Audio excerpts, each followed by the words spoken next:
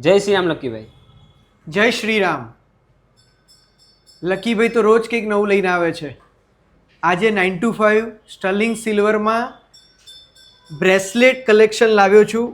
તમે મારા હાથ પર જોઈ શકો છો. આ બધા જે છે સિલ્વરમાં છે, પણ એનો લુક જુઓ તમે, રિયલ ડાયમંડનું જ હોય એવો લુક છે.